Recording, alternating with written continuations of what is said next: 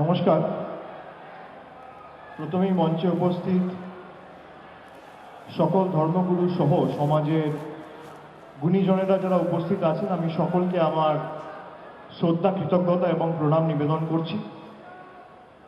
আজকের এই সভা এবং এই দীর্ঘ 5 কিলোমিটার পদযাত্রার মূল অনুসূচক, যার আহ্বানে, যার ডাকে আমরা সকলে আজকে সংহতি এবং সম্প্রীতি মিছিলে পায়ে পা মিলিয়েছি।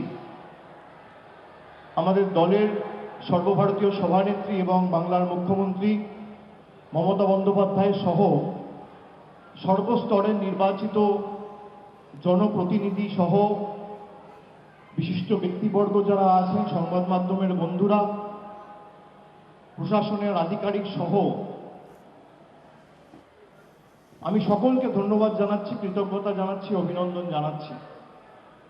আপনারা সকলে উপস্থিত হয়েছেন আমাদের নেত্রী মমতা বন্দ্যোপাধ্যায়ের বক্তব্য শুনবেন বলে। আজকের দিনটি অত্যন্ত গুরুত্বপূর্ণ এবং বাঙালি হিসেবে আমার কাছে অত্যন্ত গর্বের।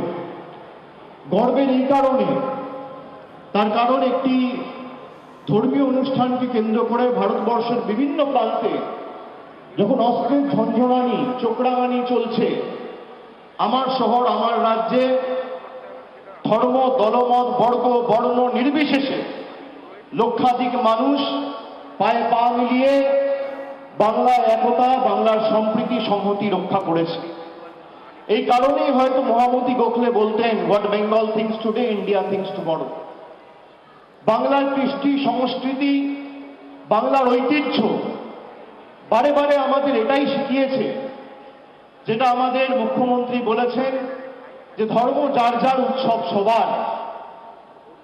আমরা রাজনীতি যখন করব, আমরা মানুষের দাবি নিয়ে করব। মানুষের যা দরকার, রুটি, কাপড়া, মাকান। আমি বারবার বলি যে আজকে যেভাবে ধারাবাহিকভাবে 2019-এর পর থেকে বাংলা লাঞ্ছিত, বঞ্চিত, নিপীড়িত, অত্যাচারিত, শোষিত হয়ে রয়েছেন, তার কারণ একটি রাজনৈতিক দল গাজোয়ারি করেও বাংলায় জিততে পারেনি।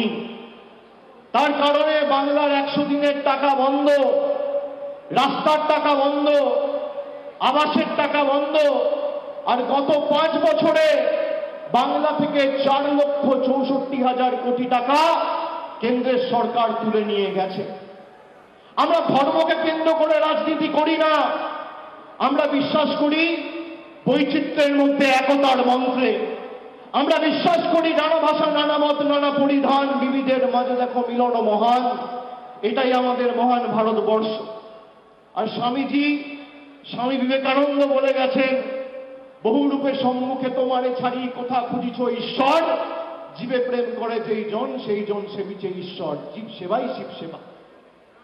কিন্তু আজকে মূল বিষয়বস্তুগুলোকে বাইরে রেখে বাংলার মানুষকে নিপীড়িত করে রাখার যে একটা চক্রান্ত চলে আসছে, তার বিরুদ্ধে আমাদের ঐক্যবদ্ধ হয়ে লড়াইকে আগামী দিন সর্বাত্মক করতে হবে।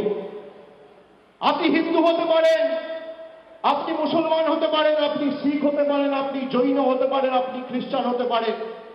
আমি একজন হিন্দু, আমি বিশ্বাস করি আমি আমার ধর্ম বাড়িতে করব, কিন্তু আমি যখন মানুষের দ্বারা নির্বাচিত প্রতিনিধি, আমার কোনো ধর্ম নেই। আমার একটাই ধর্ম, মানব ধর্ম, মানুষকে পরিষেবা পৌঁছে দেওয়া।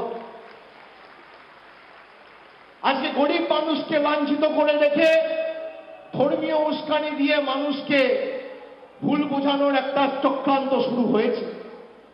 আমি আপনাদের মাধ্যমে, বিশেষ করে সংবাদ মাধ্যমের প্রতিনিধিরা যারা আছে, আমি আপনাদের মাধ্যমে বাংলার প্রত্যেকটা মানুষকে বলতে চাই যে আগামী দিন নির্বাচনে আপনার যাকে ইচ্ছা আপনি তাকে ভোট দেবেন। আপনি তৃণমূলকে দিলে তৃণমূলকে দেবেন, সিপিএমকে দিলে সিপিএমকে দেবেন, বিজেপিকে দিলে বিজেপিকে দেবেন, কংগ্রেসকে দিলে কংগ্রেসকে দেবেন। কিন্তু ভোট ধর্মের নামে নয়, ভোট কর্মের নামে দিতে হবে।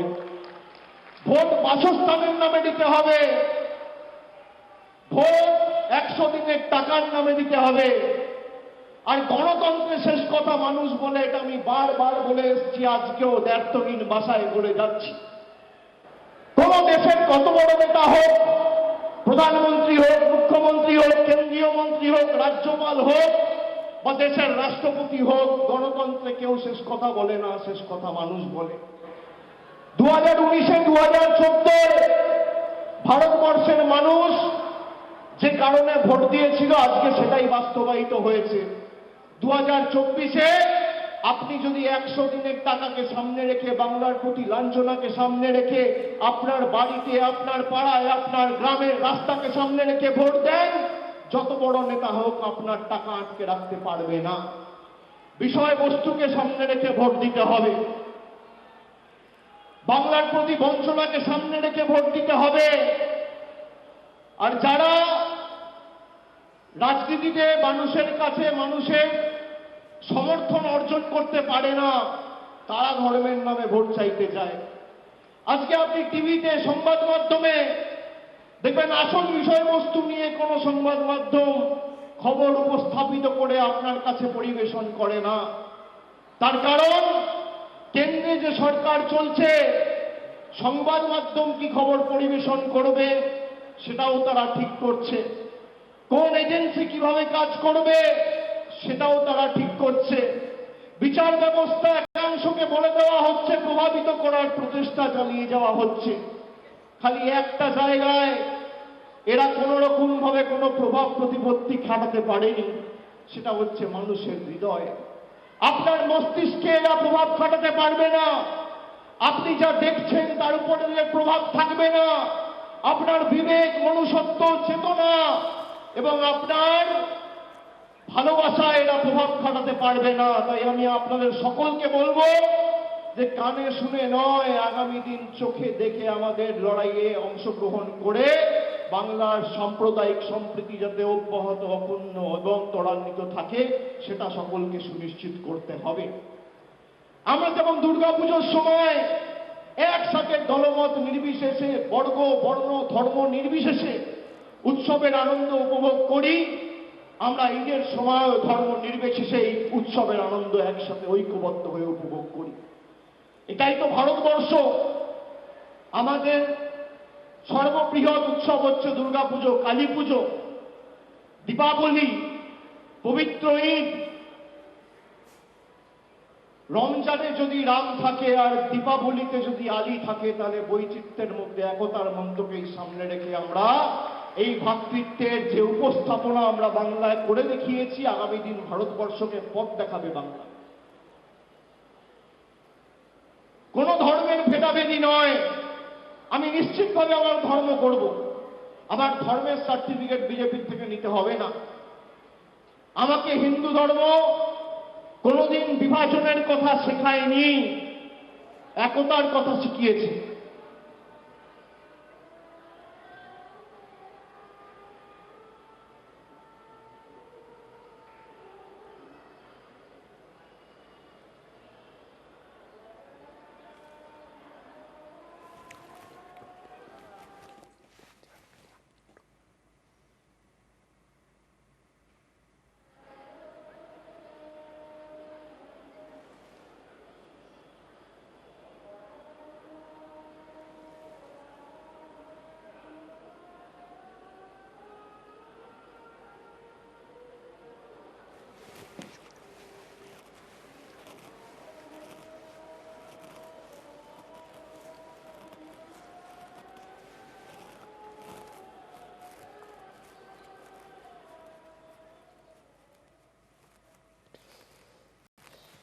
কিছু পুরনো ছবি আপনাদের দেখে রেখে আজ বিকেল থেকে প্রথমে মন্দির, কালীঘাট মন্দির, সেখানে পুজো দিয়ে আজ মিছিল শুরু করেন, এই সম্প্রীতি মিছিল, সংহতি যাত্রা শুরু করেন মমতা বন্দ্যোপাধ্যায়।